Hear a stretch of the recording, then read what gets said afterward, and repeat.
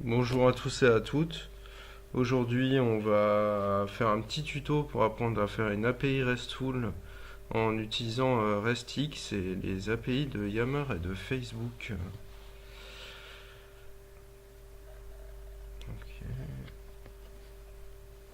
Donc la première chose à faire, ça va être de télécharger RESTX. Donc on va aller sur le site de RESTX. Là, vous allez sur Download. Là, je vais travailler sur Windows, donc vous pouvez vous pouvez télécharger directement le zip ou le tar.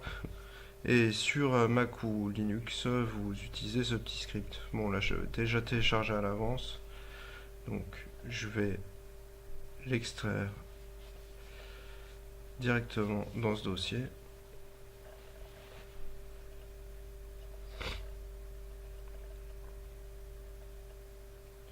Ensuite, vous placez où vous voulez ce dossier en question dans un dossier où vous avez accès, même en tant que non-administrateur. Donc, moi, je vais le mettre dans mes documents.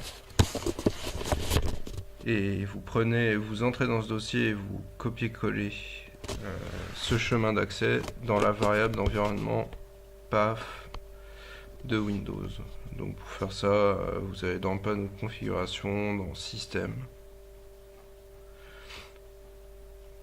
Là, vous faites modifier les paramètres. Vous allez dans les paramètres avancés, variable d'environnement. Vous cliquez sur path, modifier, et vous collez ici le chemin menant vers RESTX. Donc ça va vous permettre de lancer RESTX depuis n'importe quelle shell, enfin depuis n'importe quel invité de commande Windows que vous ouvrirez.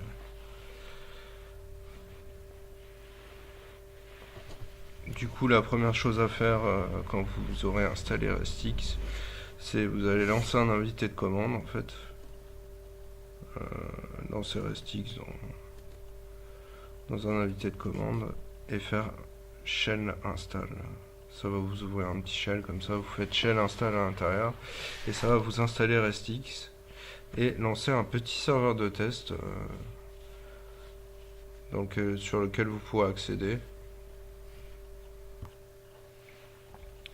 Du coup, une fois ce réseau paramétré, on va importer le dossier créé à l'intérieur d'IntelliJ pour pouvoir avoir notre projet qui sera directement construit par RESTX en fait. Une fois avoir fait shell install et télécharger toutes les dépendances, en fait RESTX va lui-même créer une nouvelle application qui va mettre dans votre dossier utilisateur dans Windows.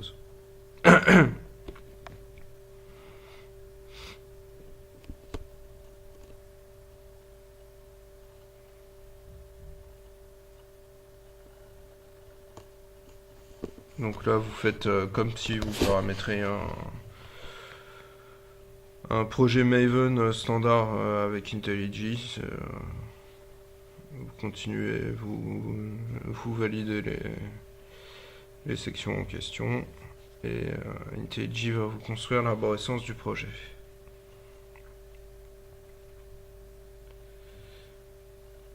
Du coup, on peut voir dans ce projet qu'il y a il y a un certain nombre de sources qui ont été construites par RESTX qui sont ces trois-là, AppServer, AppModule et Hello Ressources, qui sont une petite ressource de test que RESTX implémente lui-même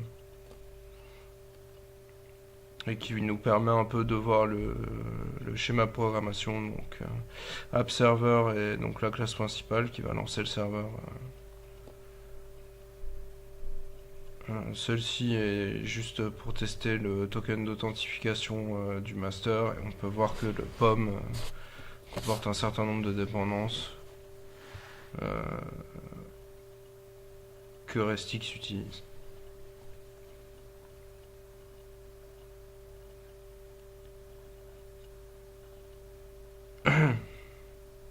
Du coup là on va créer un premier package avec toutes les sources qu'on a. Donc ça va nous créer un packaging war qu'on peut lancer par exemple avec un client Tomcat ou avec un serveur Tomcat pardon,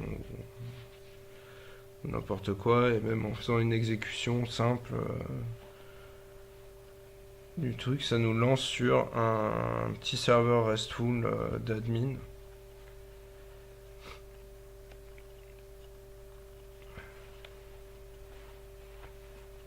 Et on voit que le serveur lui-même fait un paquet de requêtes en se lançant.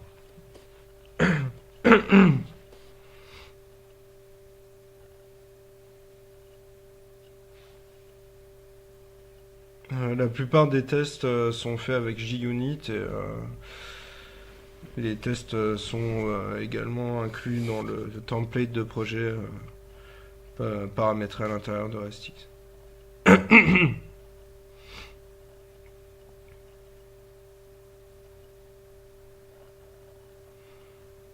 Donc là, on va aller se rendre dans le dossier, dans Target, où on pourra voir que RESTX nous a construit un jar contenant la doc sur les fonctions utilisées de l'API, ainsi qu'un .war qui nous permet d'exécuter la web app. Donc là, ce qu'on va faire, c'est qu'on va lancer le petit serveur et y accéder, du coup. Donc c'est une petite console d'admin créée par RESTX. Donc là, je suis déjà log, donc je vous log out.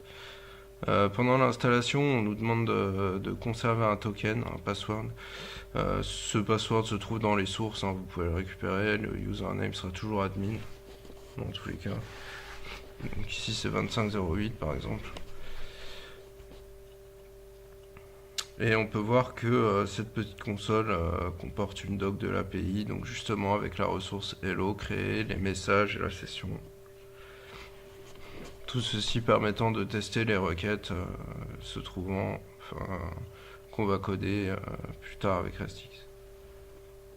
Donc là, ce que je vais faire, c'est que je vais créer une nouvelle classe qui s'appellera Yammer Resource.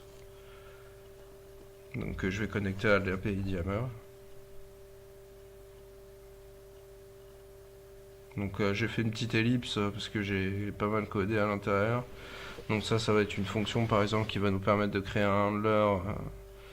Donc on peut voir par exemple que cette adresse est l'adresse de l'API Yammer V1. Donc cette fonction va permettre de créer un handler. Celle-ci va me permettre de récupérer des données.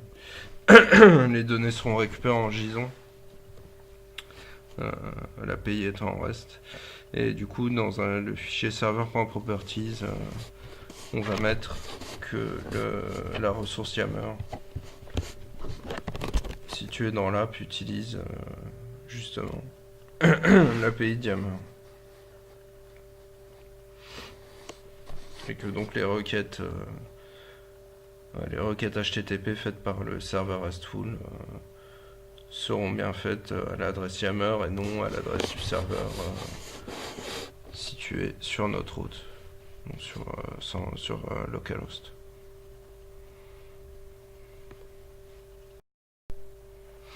Donc à ce point du projet, j'avais déjà enregistré l'API sur Yammer, et donc là ce que je vais faire, c'est que je vais récupérer la dépendance de Facebook 4G, de 4G, après avoir créé un Facebook wrapper, une Facebook ressource pardon, de la même manière que la Yammer ressource. Je vais ici rajouter un wrapper en fait qui me permettra d'utiliser les requêtes sur Facebook de la même manière que sur Yammer en fait, en récupérant le token d'authentification au lancement de l'application en fait.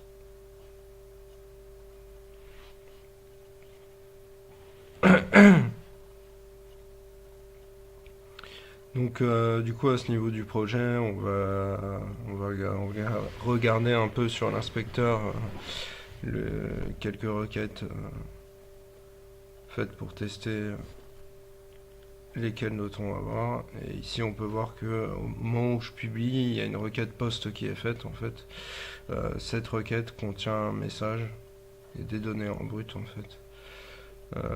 Et on peut voir que le message hello se situe à ce point précis et le token d'authentification se situe un peu plus haut en fait. Donc ce qu'on récupère dans le token d'authentification, on va le mettre dans ce message et ça va me permettre de publier en fait sur Facebook sans être donc en étant connecté, mais sans être forcément sur le site.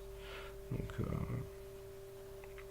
pour ça, on va récupérer le message et on va le coller justement dans notre handler.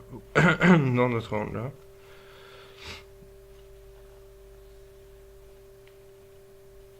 Dans le nouveau message qu'on va faire. Et dans ce nouveau message, justement, on va modifier quelques éléments qui vont nous permettre d'envoyer directement à Facebook sans passer forcément par le site en lui-même. Du coup, après avoir ajouté quelques modifs sur notre fichier et avoir compilé et package un peu tout le truc, on peut lancer notre serveur et donc faire un test pour bien voir que tout fonctionne correctement.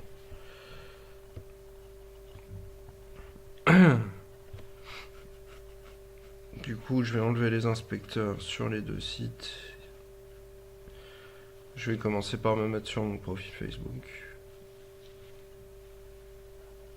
Je vais enlever l'inspecteur.